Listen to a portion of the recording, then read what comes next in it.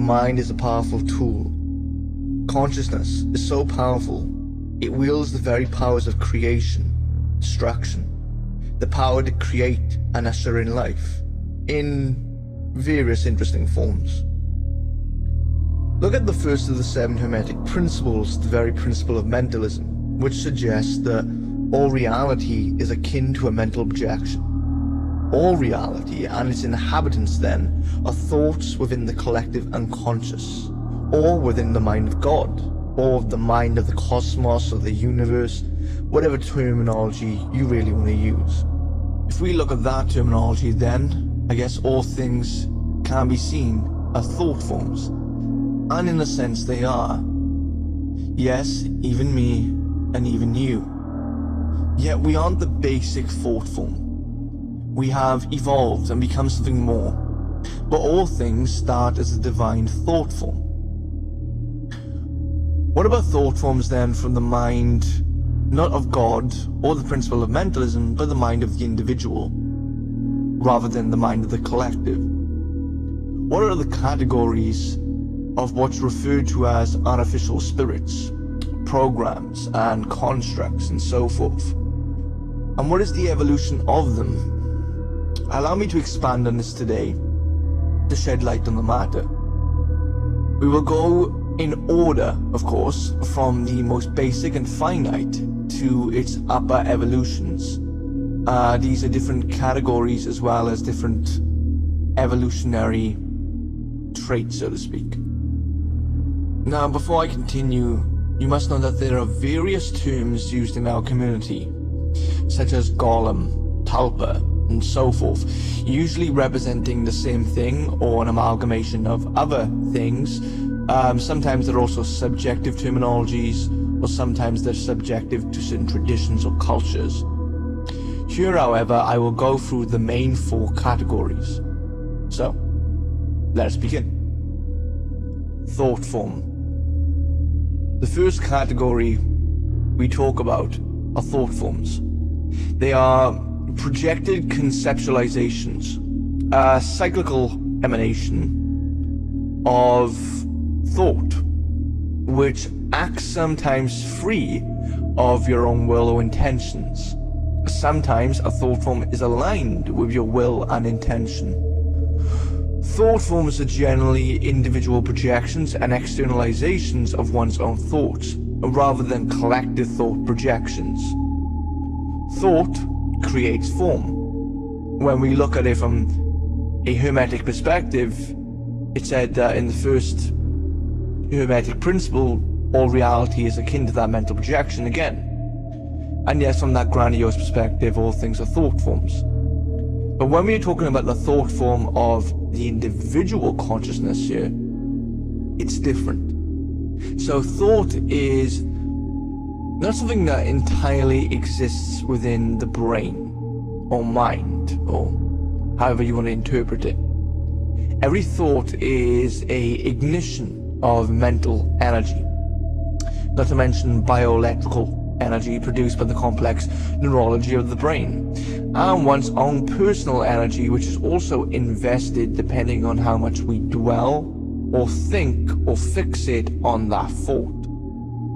The thought form then is simultaneously an internal and external projection of energy and thought compartmentalized with one another, programmed with the very essence of what the thought is about.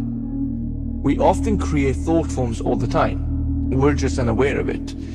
If we are negative all the time, if we worry or doubt or overthink, if we end up creating negative thought forms, they will work against us in the long run. They are often then fed by creating or prolonging that negativity within us, which is programmed and made for, essentially. This is a classical example of one's own power being used against themselves.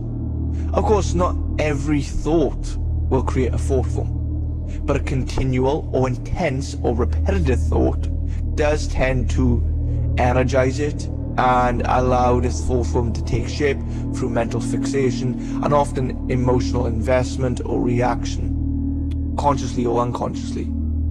If we become optimistic and focus on something as simple as self-love, we create a thought form to aid us in the process of loving the self more.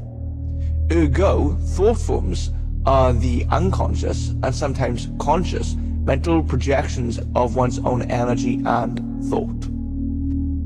Servitor.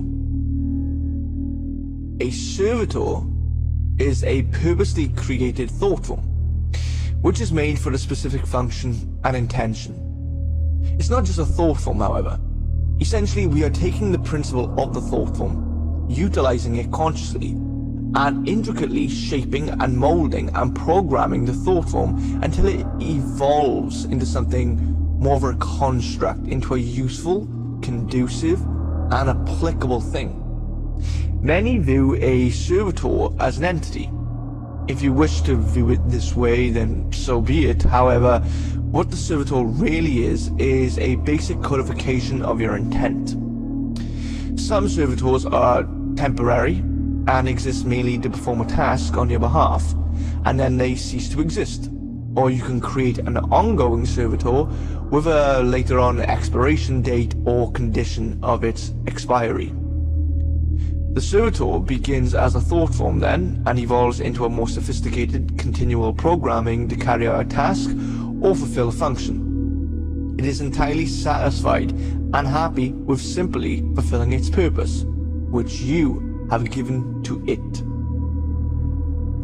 And servitors can be created for all different types of purpose, to bring love, to bring protection, money, to transmute negative energies, you name it. It's pretty limitless in terms of what we can do with these things. But that's enough on the servitor for now. The servitor is pretty basic, pretty simple.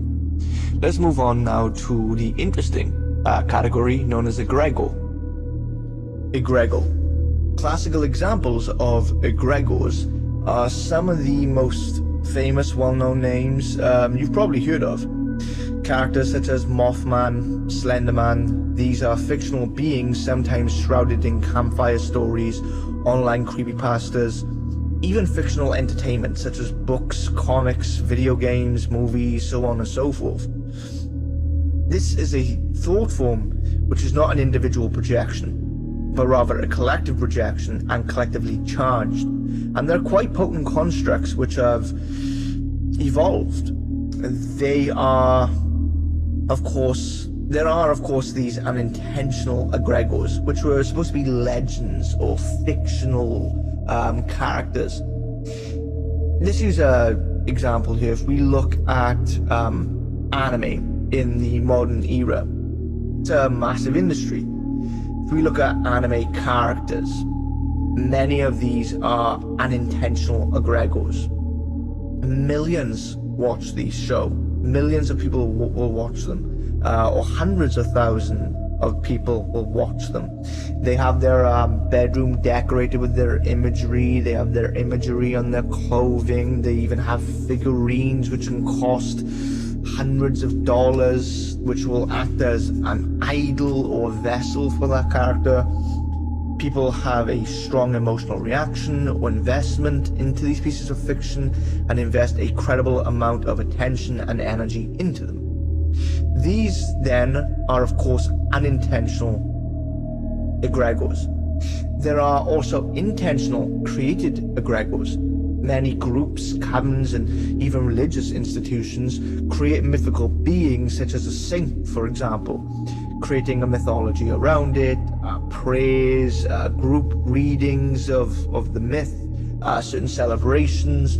These are ways to spread awareness of that egregor to the collective. Just like a new episode of a newly created character in anime will make the watchers pay attention, will feed it and energize that character or that egregor until it evolves and grows substantially. Some egregores are so powerful that not a lot of magicians cannot even differentiate between the artificial egregor and even some spirits, which have existed for hundreds or thousands of years in some occasions. Let us move on now to the final category. Godforms. The God form is the result of an egregores evolution. They become sentient and conscious beings like you or I.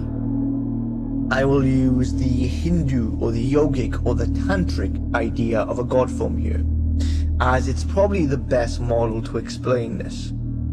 You see, in ancient India, they weren't shy about God creation. They told a lot of people that these gods were created. They even explained how the process was done.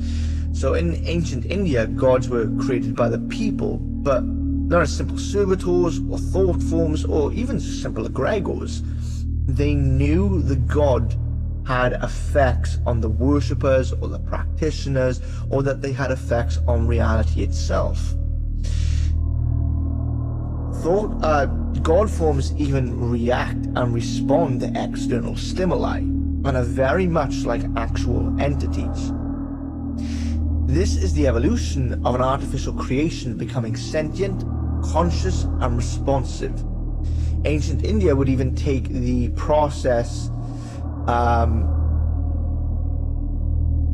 they would take the same process. Basically what they would do is they would begin with the idea, the thought, the mental fixation on creating their deity, which of course, as we know, creates a thought form. Before they construct the physical body or the vessel or the idol, they performed intricate sadhana, practice of cultivating energy in unique ways, projecting it in unique ways, changing it and morphing it or molding it in unique ways.